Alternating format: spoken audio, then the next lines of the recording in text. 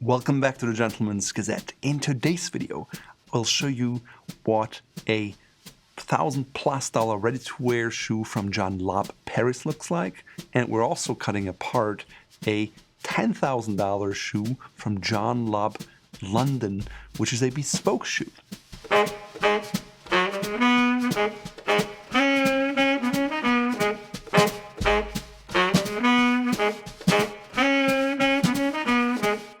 First up, let's start with the ready-to-wear shoe. First up, I see here there's an S in here. I think that means second. And as you know, sometimes they make a shoe and they realize, oh, it's not perfect, and they still sell it as a second. That doesn't mean that the way it was made was any different than a regular shoe. It just had a blemish by the time it was sold. Start putting it down here and taking off the individual heel.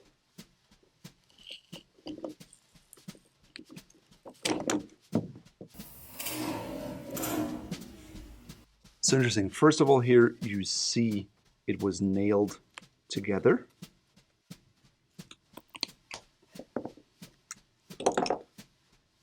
All right, we see the heel here.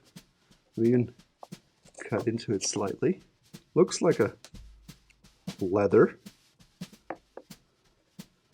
Nails, interestingly, have a flat head across the board, as you can see. Maybe if we hammer them out the other way. Yeah, it's basically just a straight piece of metal. It's not even like a nail that's hammered in. Interesting.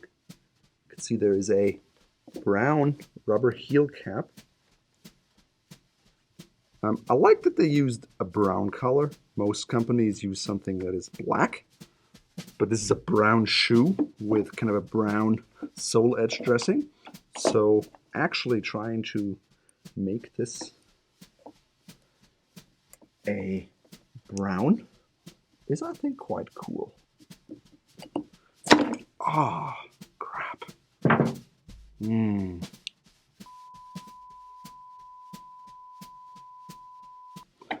So you can see here now, there's quite a few nails in here from the inside out and nails the other way in. I mean, 1, 2, 3, 4, 5, 6. Quite a few nails. Okay. Next upper layer here, you can see nails with a head. You can also see tags here, which is interesting. And then last layer of the heel.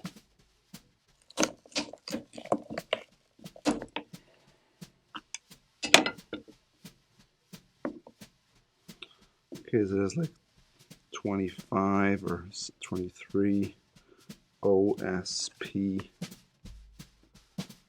Yeah, I mean, this seems, if we cut it, solid piece of, looks like veg tan leather. Compared to that was the very first layer. It seems a lot stronger. I'm gonna try to cut this.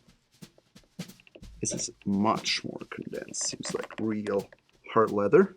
Now, you also see here a channel, meaning this is a Goodyear welted shoe that has been channeled. It's a higher end way of sewing shoes than, let's say, at Allen Edmonds. But basically what they do first is they cut open this channel, then they sew it, and then they fold the channel back down and glue it back down so it looks neater at the sole.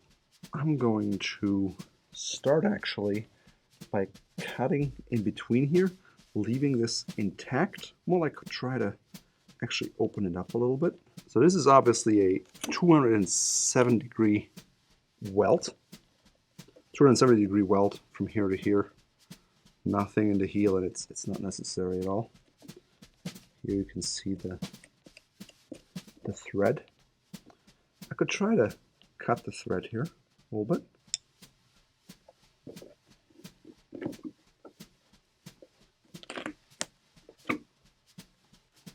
Pry bar.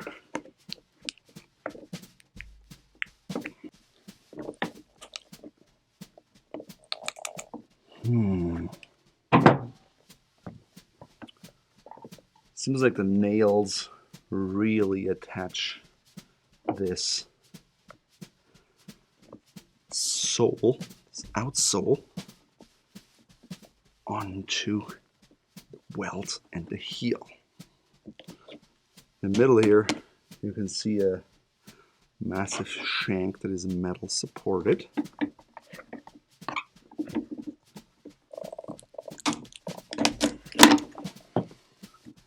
There we go.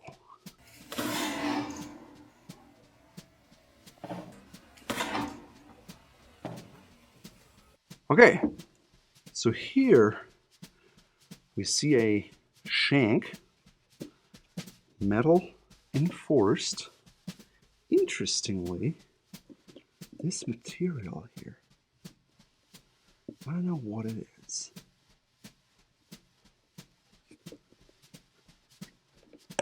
It's pretty hard. It's not leather. It seems to be some kind of rubber.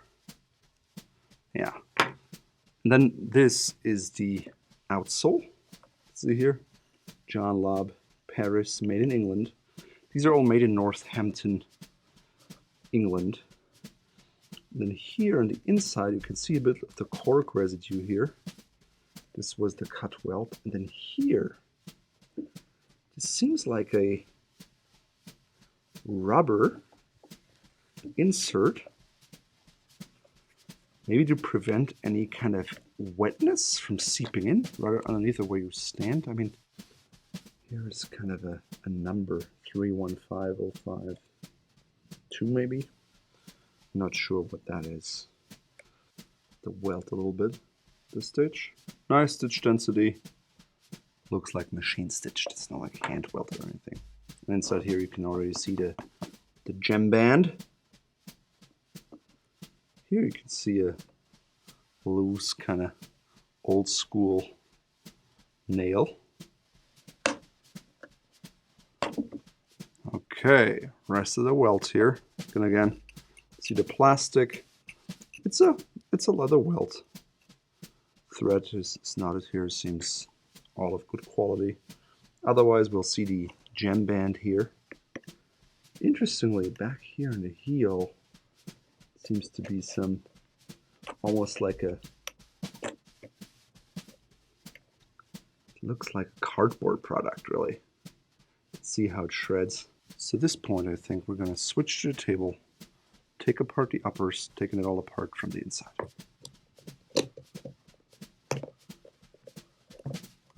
Okay, no surprises here. Just some upper leather. Okay, out here you can see there's a little tape, probably meant to, you know, really just reinforce the leather. Looks like there are two pieces of leather here.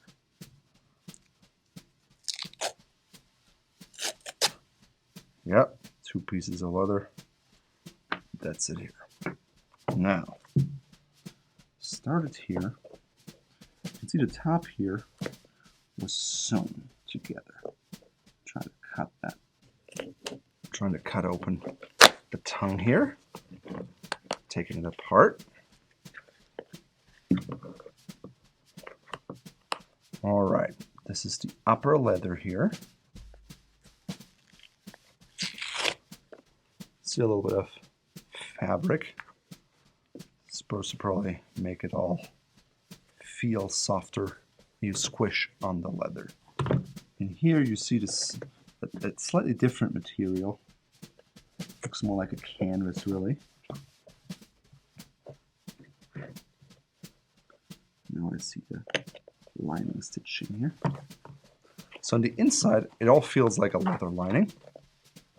And this is really just a layer of fabric. And we see here the edges where it was sewn, it had this kind of backing. And here, this is just a front kind of liner. Very similar to the kind of Element shoes. It seems to be like more of a cotton fabric. It has this kind of flannelly effect that is soft to the touch, and in between makes the leather feel soft and sumptuous.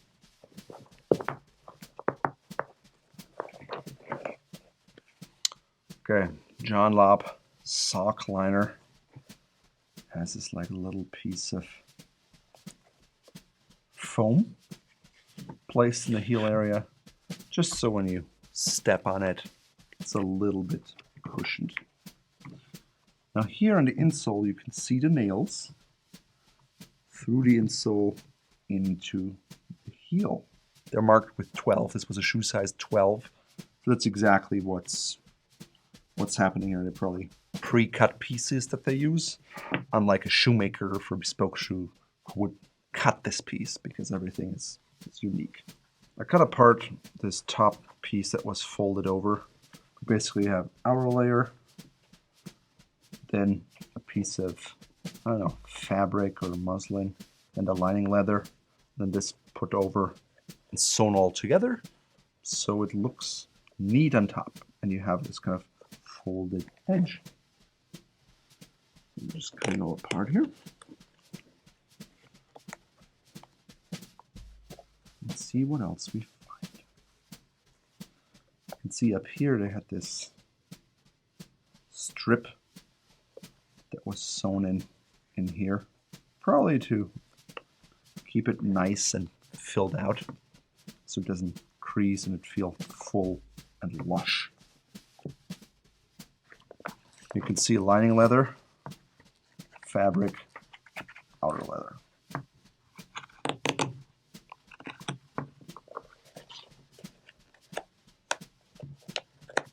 Okay. You can see this is also backed here. Then it's a very kind of a soft cap in the front.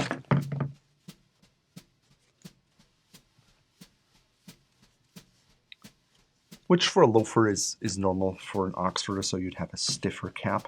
This seems to be a leather. It's a leather product for sure.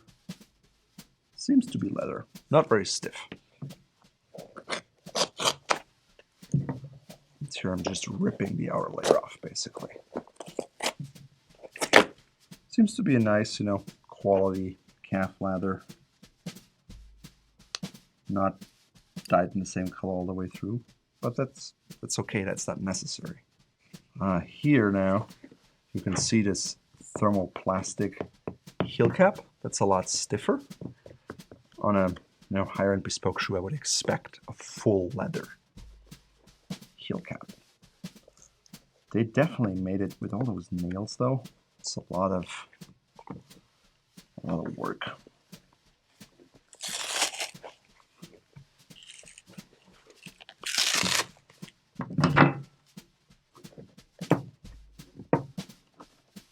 There's another seam tape here in the back, because then you have the back seam. Yeah, this is the loafer with just the lining, the insole, and the gemband.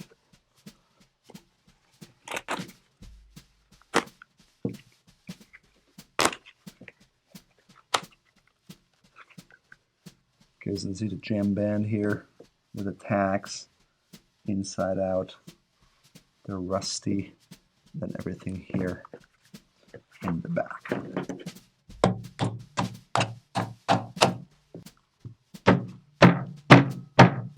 Six and a half hours later.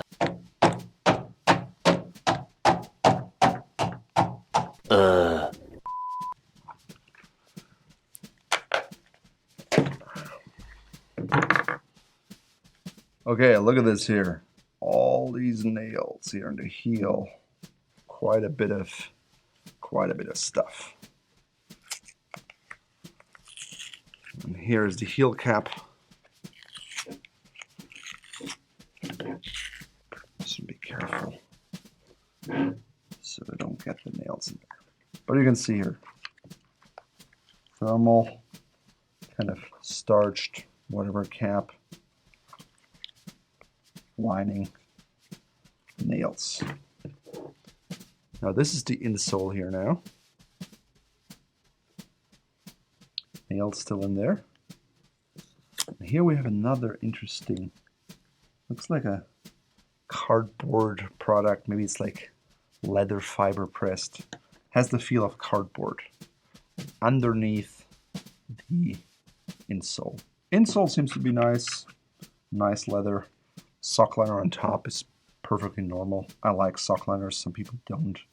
Some people feel like they hide something, but I don't think there's anything wrong with sock liners. So we can grab this gemband here. Yep.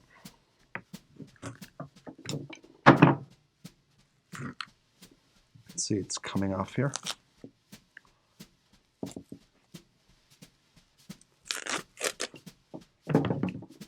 It's glued on.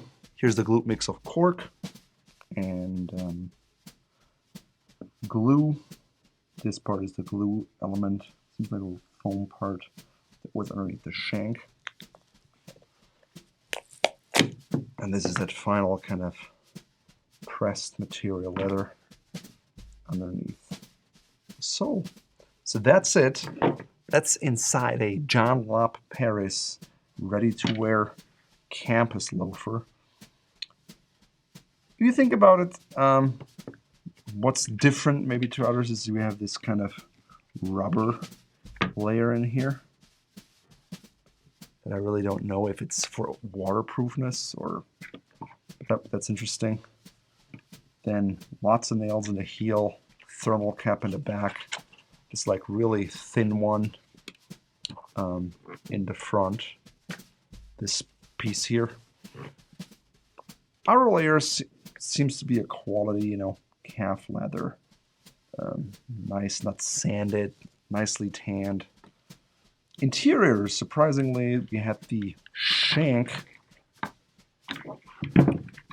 here, metal reinforced, some kind of artificial material shank, not a leather shank. And then these kind of pressed leather products here surprised me. I would have expected maybe higher quality leathers throughout, maybe even for the heel cap, the toe cap. I would have expected truly all leather. There's certainly, maybe it's even if it's a leather product, it's not the highest quality out there. Considering the price, I'm a bit disappointed by that. Now that you've seen what a ready-to-wear shoe looks like, let's take a look at the Bespoke shoe from John Lobb. First of all, with a Bespoke shoe, it is truly made for one individual and is unique. So if you take a closer look at these shoes here, they are not symmetrical. For example, here at the heel, you can clearly see the right shoe has a much taller heel than the left one. So this person obviously had a shorter right foot than a left one. These are all things you can do on a Bespoke level that you can't do on a ready-to-wear level. So yeah, the shape even is slightly off. And the art of a Bespoke shoemaker is to take two feet that are different and make the shoes look the same, but still keep kind of a fit that is perfect. You can also see here, these come with the lasted shoe trees, kind of carved out here at the bottom, just that lever here, and they fit the form of the shoe. Interestingly here in this one, you can see leather was applied, right? So it really fits the entire shoe. But obviously, even the shoe trees are different, as you can see. They have the original John Lobb stamp. So they have not been repaired by any third party or anything. These are like original John Lobb shoes, as you'd get them when you'd buy them. You can see the royal warrants here on the inside of the insole. Sometimes they have a colorful lining. In this case, it's all black. But well, without further ado, let's cut them open. So now we're taking off the heel first, taking it apart. I see little nails here. Let's see if we can get the layer off. Let's see what's there.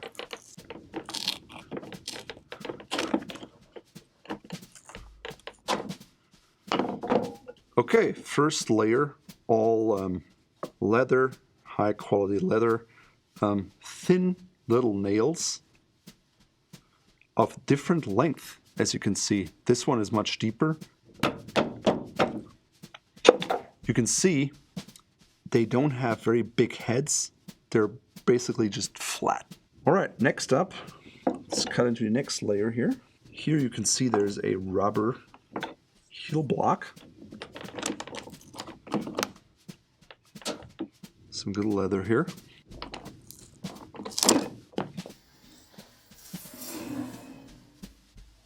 kind of this rubber heel block. You see it's 2-layered, so leather goes up until here and then up until here. So it's a nice way to make sure it all stays on there. Okay, next layer of leather.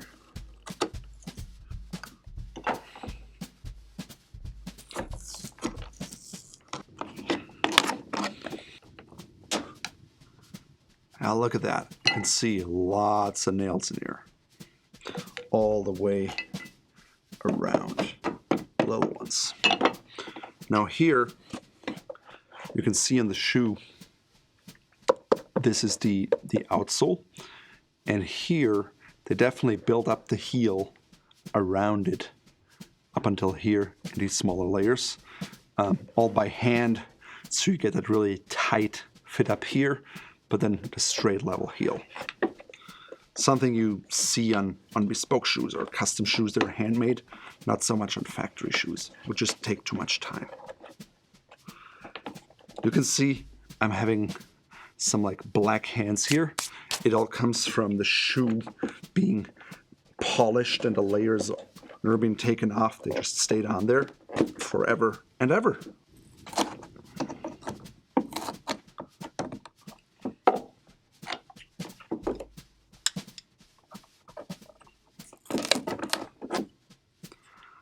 I can see the leather is so brittle that it just breaks. But if you look, the angle here, much wider here than here, and that's what it goes all the way around. Now here you can see they created a channeled sole. You see the little channel here, and I can open it. Typical for a bespoke shoe.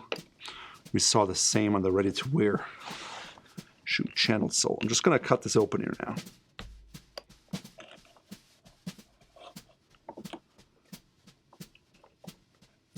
You can see the channel. Look at that.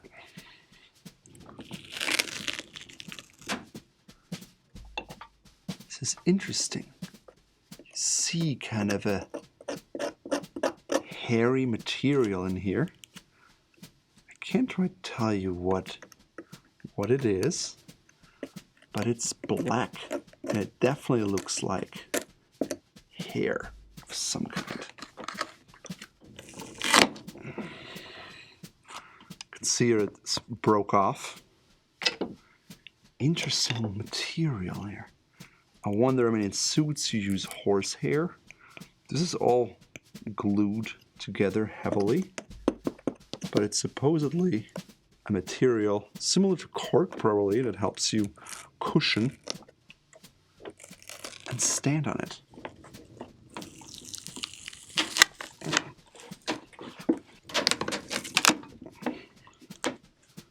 All right, just count all these nails. 1, 2, 3, 4, 5, 6, 7. That's a lot of nails here. Just in one shoe. Could probably take me quite a while to just count all the nails in this John Lobb bespoke shoe. Now we can see a layer of cork here underneath this kind of midsole looking layer. There we go. Midsole. So here they had cork in the back. This is not the kind of mixed glue and cork mixture, but it's actual cork just cut, which is of higher quality. Now in here, you can see there's no gemband. Instead, there is a leather lip that is worked out of the insole. That's the big difference between a goodyear welted shoe and a hand welted shoe.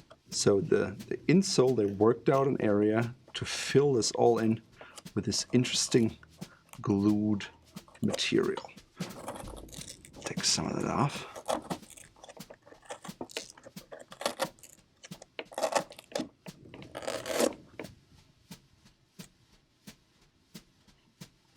Doesn't smell like anything particular.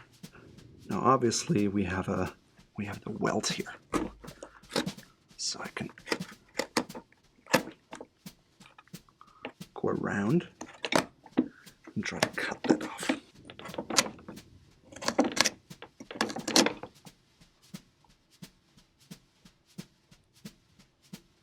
Interesting, you can see the leather layers. Even though it's a black leather, it's not like aniline dyed all the way through. So yeah, here you can see this is the welt. And this is part of the uppers. Leather welt, they already cut into that part here. From here, you can see this is the insole and the channel that was worked out nicely. Let's get some of this cork out here in the back.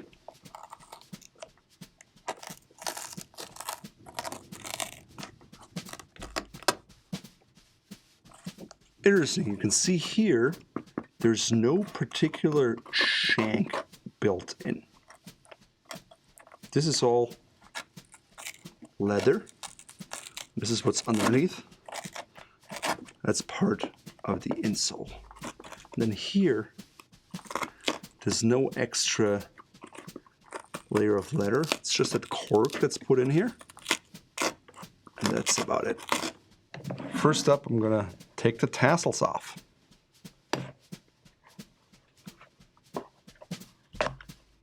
This is actually not just a fakery, but they actually come out. You can see how they really added a lot of wax on top. You can see here the entire table getting dirty. I start up here, you can see there's the lining leather, then there's a piping, and then there's the upper leather. So I'm going to go in between those, just try to cut it open.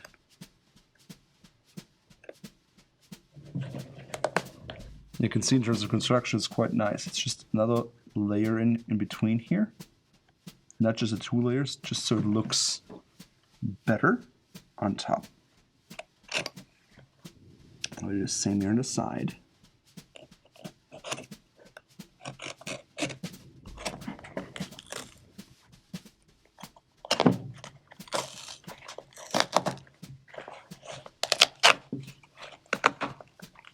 Okay, now you can see that this was the upper leather, part of the uppers, lining leather, black leather, and then the cap is actually also leather.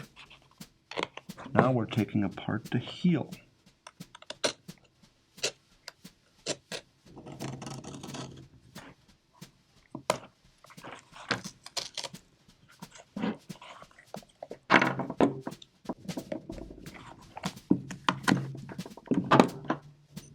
See here, stitching down the middle.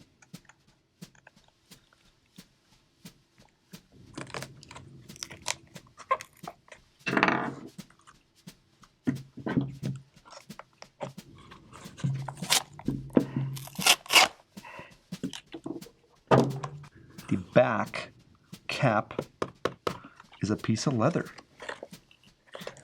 And then here on the side, in the front, you have one here on top. Pretty cool. Now you can see here, there are no nails anymore here, but you can see, for example, a little nail hole. So unlike with a industrially made shoe where, you know, the uppers are pulled over the last and then fixated with some tacks, here the shoemaker adds nails one by one, and then once the shoe is firmly on there after a while, they can remove those nails back out, and so there are no more nails left in the shoe at this stage. Here you can see these two pieces of leather, the reinforcement on the side, here and here, all leather.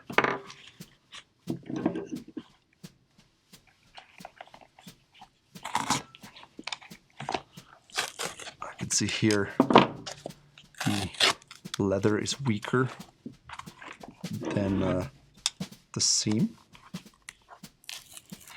You can see here in the back, a piece of tape is applied where it's sewn just so it's reinforced and won't break there.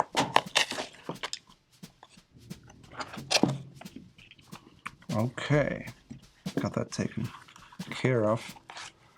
Now this is what's left.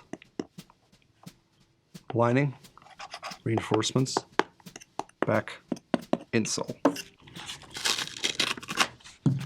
So you can see it's all leather, it's dry, but it's nevertheless all leather. Now here you can really see this beautiful insole and how this channel was worked out that piece of, from this piece of leather.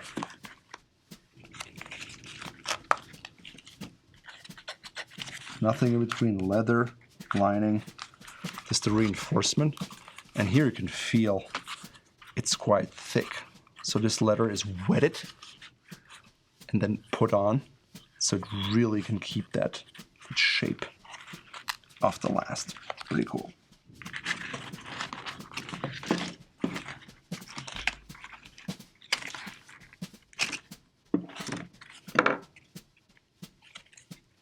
Okay, look at this. This was attached here. Really thick heel cap reinforcing. Very nice.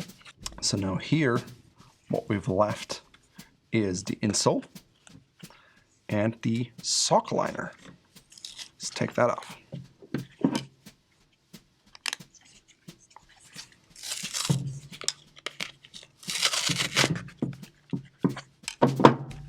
Oh, look at that. In here, we find a foam layer. So maybe that's standard procedure. Maybe that was just adjusted once it did the fit and realized it had to be changed. Or maybe that's what the customer want. I don't know. But certainly interesting to see. There's nothing wrong with a layer of foam when it makes sense, or that's what the wearer wants. So here's the insole. And if you go with your finger, you can feel little divots. And that comes from down here when you have the channel and it's sewn and it's pulled together. You get that little feel that something was hand welted there. That's why oftentimes when a sock liner is on, you can't feel that. But if you touch the insole directly, you'll definitely see it.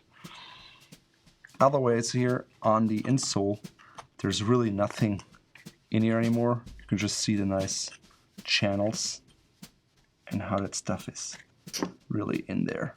And it's so stiff it even cracked my knife. So you can see in a bespoke John Lobb shoe, there are fewer nails along here. You have the insole without the gemband. It's all done by hand. All the caps are leather, right? The liner was leather. This is basically an all leather shoe except for this foam and the thread. There's obviously lots of nails in the heel that you wouldn't quite see otherwise. But yeah, and then this really kind of hair-like material here surprised me. Cork only back here, but no shank. That's definitely not what I would have expected. Otherwise, here maybe we can cut out that material, but there's nothing underneath here really, other than the pure leather. Oh, and here you can see there's some cork. So now having seen that, would I buy a pair of $10,000 Lobb shoes over the $1,500 pair of Lobb shoes? I don't think so. I can definitely see that the $10,000 shoe is much better made. It's handmade. It takes more time. It has, all the fit adjustments that you want. It has the lasted shoe trees. But other bespoke shoemakers basically operate the same way. There was nothing in here where I was like, wow, they use any special construction or materials or anything of that kind that would make that shoe a lot better. Now, with the bespoke shoe, obviously, the fit matters immensely, and I can't judge the fit based on that. So if you get a fantastic fit from John Lobb, but not from other shoemakers, obviously that is a big plus in favor of John Lobb. That being said, I trust that there's many shoemakers who can make you a well-fitting pair of bespoke shoes.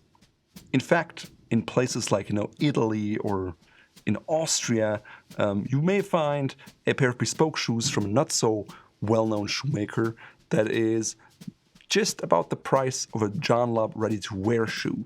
So in that case, I'd obviously always prefer the bespoke shoe from a craftsman over the factory shoe from John Lobb. To learn if John Lobb ready-to-wear is worth it or not, check out this video here. If you enjoyed this video, if you want me to count nails, please put it in the comments below. And if you have other high-end brands of shoes that you have access to that you don't use, please send them over to us. We'll dissect them here so everyone can learn and see the differences between the makers and the brands.